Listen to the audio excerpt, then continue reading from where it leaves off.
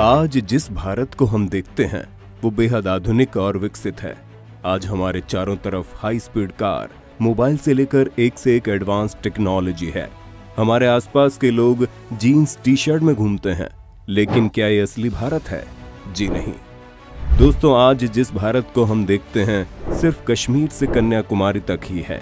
लेकिन एक वक्त ऐसा था जब अफगानिस्तान से लेकर म्यांमार तक सिर्फ भारत ही भारत हुआ करता था।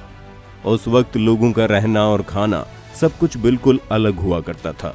और आज की इस वीडियो में हम आपको वही दिखाएंगे कि अपना देश 1800 में कैसा लगता था।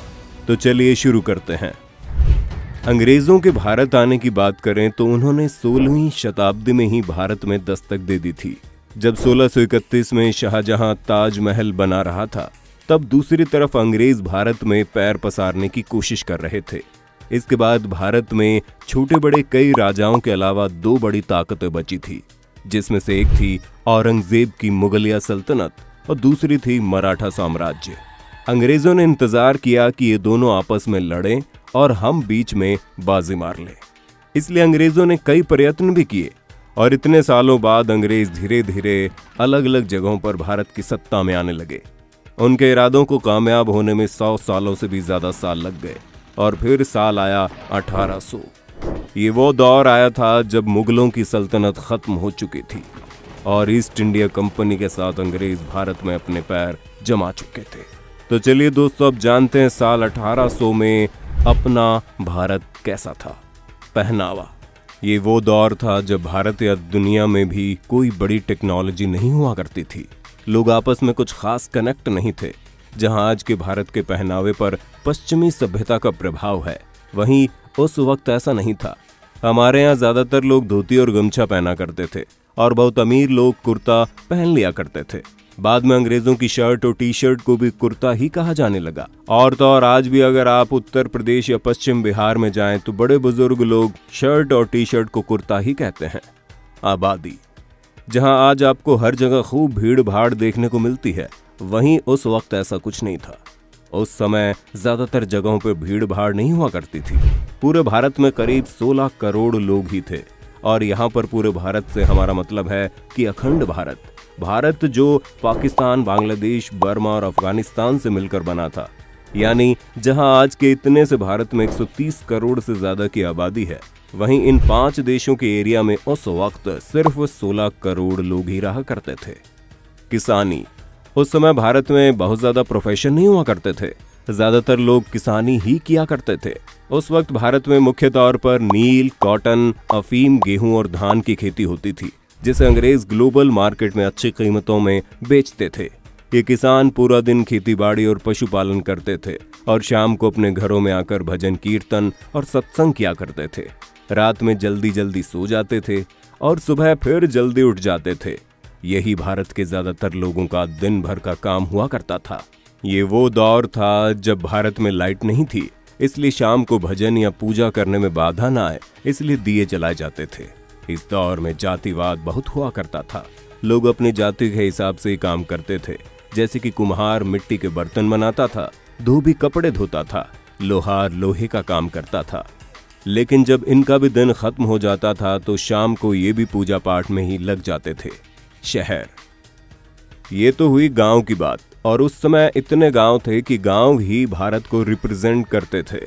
शहर बहुत कम हुआ करते थे। अब करते हैं अपने देश के शहरों की बात। शहरों की बात करें तो ज्यादातर लोग मिलों में मजदूरी का काम किया करते थे। अंग्रेजों के दौर में पहले भारत में मुख्य तौर पर कॉटन की ही मिल थी, लेकिन अंग्रेजों के बाद भारत की टेक्सटाइल इंडस्ट्री ग्लोबल हो गई थी। वहीं दूसरी ओर हैंडलूम इंडस्ट्री अपने पतन की तरफ जा रही थी। इन मिलों में हाथों से ही सारी कारीगरी की जाती थी और लखनऊ और बनारस की हैंडलूम इंडस्ट्री की धूम दुनिया भर में हो गई थी। उस समय लोगों का काम बहुत मेहनत का काम हुआ करता था, क्योंकि उस समय ना तो बिजली थी और ना ही आज के जैसी कोई आधुनिक टेक्नोलॉजी।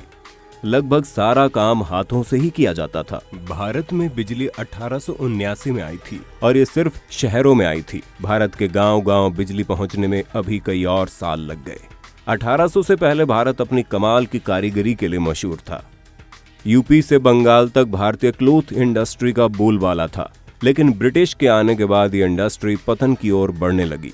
इसकी वजह साफ थी, भारतीय कपड़ों की क्वालिटी तो अच्छी थी, पर इन्हें बनने में वक्त और मजदूर दोनों लगते थे, जबकि ब्रिटिश अपनी फैक्ट्रियों में कम टाइम में मशीनों के जरिए रेडीमेड कपड़े तैयार कर लेते थे, जो कीमत में भी भारतीय कपड़ों से काफी सस्ते थे। ट्रेन। आज भारतीय रेल दुनिया की चौथी सबसे बड़ी रेल सर्विस है, लेकिन इसकी शुरुआत इसी 1800 के दौर में हुई थी।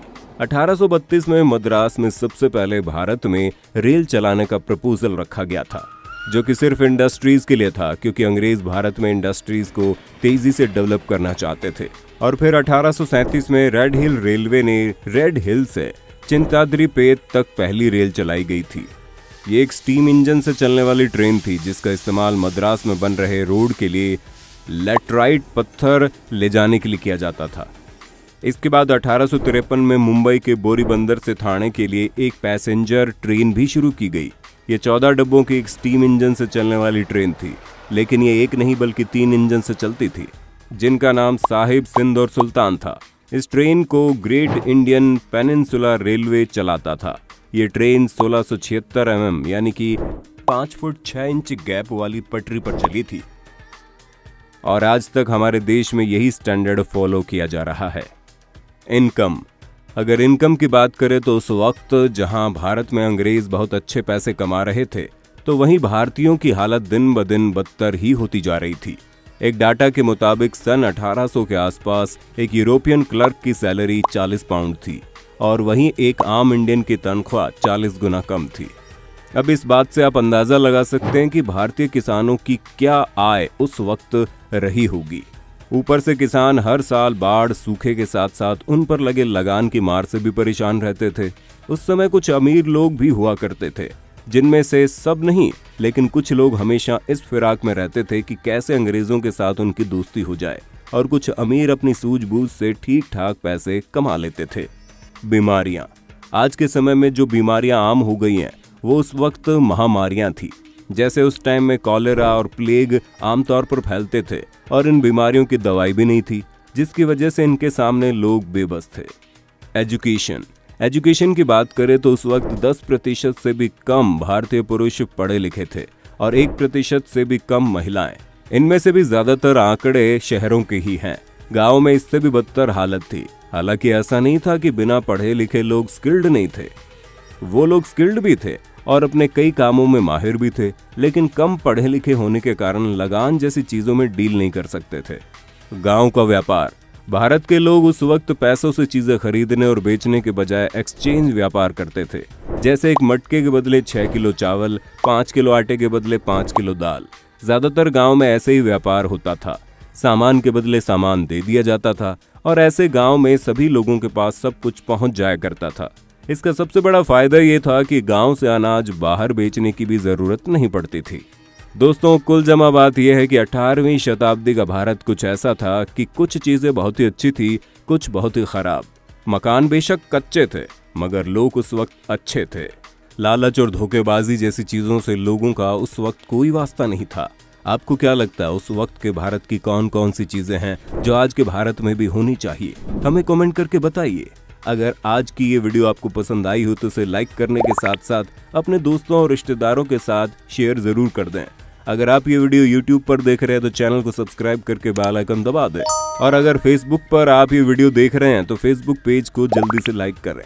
फिलहाल के लिए इतना ही। अभी के लिए हमें दीजिए इजाजत। आपसे मुलाकात होगी अगली वीडियो में। शुक्रिया।